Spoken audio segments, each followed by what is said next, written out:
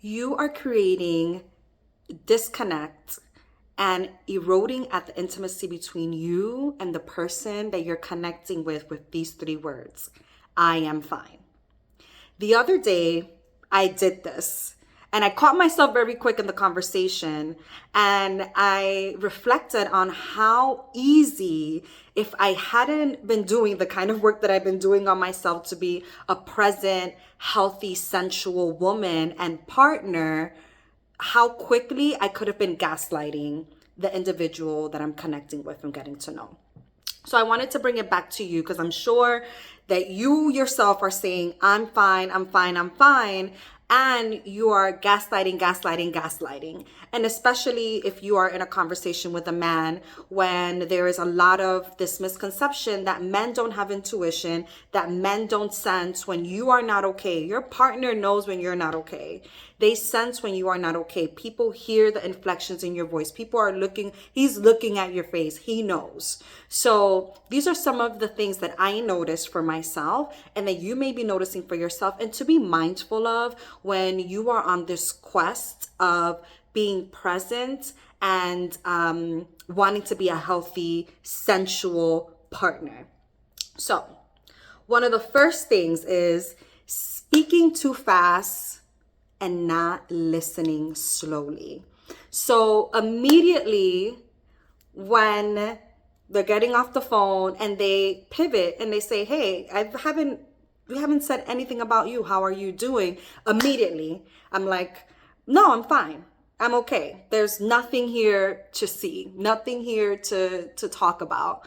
And it's because I was immediately reacting as opposed to responding, because in reality, I was having a bit of a hard day and a bit of a moment for myself. And I didn't really take into account, because I said, well, we said that we were going to get off the phone. So if we're going to get off the phone, I want to honor that. And I don't want to seem like too much or too needy or too anything. So this leads me, so then I spoke too fast and I didn't listen slow enough to, one, that this person was creating time and space that they themselves caught themselves, and honor, like, hey, I'm on the phone with you and I also want to know about you. It's not just about me. And then also honoring and listening to that they said this and they made the space, and then what I wanted to say and what I wanted to share. And even if it was a bit convoluted. So speaking too fast, listening too slow. A lot of us do this, especially in the beginning when we're trying to be more present in our relationships, and especially being with men, is you're side-eyeing the sincerity.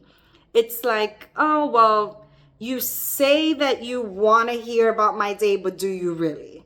And as opposed to taking it at face value, trusting that you have been talking to this person, connecting with this person, in love with this person, with your partner, and that they genuinely are asking how you're doing because they genuinely care and they genuinely want to hear about it. And they may not necessarily have the fix or the solution for you. However, they are acknowledging and self-aware enough to know that they're not the only person in the conversation, and that you yourself also need space, that you need some time in whatever exchange has been happening.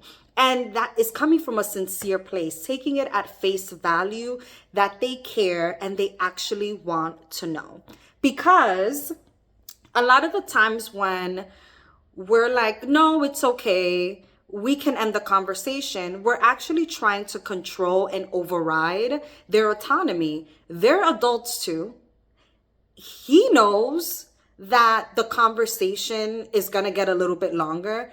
If he, and let's go back to my case, explicitly expressed that they were tired, that they had a long day, low energy, all of these things, they are also adult enough to make the decision of, wow, let me create some energy reserved because I'm on the phone with this person that I'm that I care about, that I'm exchanging with, and I want to hear about them. So when we in turn are like, no, it's okay, you're tired, we are devaluing, we are diminishing, and we're trying to control their decision making because we cannot honor what they have said, the space that they have given us. So we want to override that because it feels uncomfortable.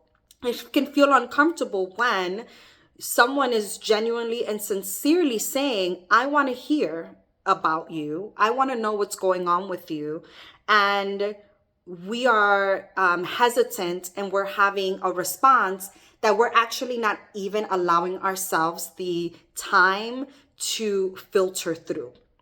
Which then leads me to the last thing, which is really at the crux of it, is that because we don't often take the time and the practice to sit in silence and understand what's happening with us, we are afraid of what is going to come up. We don't know what's going to come up. And sometimes we don't want to say, I don't know. We feel like we have to have we feel like we have to have something to say. And it's better to have a half-baked answer or an I'm actually not sure. I know that I'm not quite fine, or I know that I'm not quite okay, but I also don't quite know what's going on, is better than saying I'm fine, there's nothing wrong, and risking the chances that, one, they feel like you're lying to them, when in fact it's not that you're necessarily lying, it's just that you're not listening, and or you are having a hard time understanding what's your body's actually telling you. So then we risk that we gaslight them, tell them that we're fine, and then they treat us like we're fine, and then we're left without receiving the validation or the care that we need in that moment of time when we're sharing. Because I could have easily said I'm fine, as opposed to I'm having a hard day, things are not kind of going as planned, I'm feeling a little bit low on myself, a little bit low on my confidence, I don't want to kind of work out and do all of these things. And what did this person do in return? They gave me some care. They gave me some energy, some motivation of like, it's okay. Encouragement, little things that, granted, it's what you do with what's given to you. But the fact that I allowed for this person to, one, see and hear, even if, and my response was jumbled, it wasn't clear and concise the way that I would have loved it to be, but I allowed them to see me even in that bit of a ramble, because also I respected that they wanted to give me the space and the time to do that.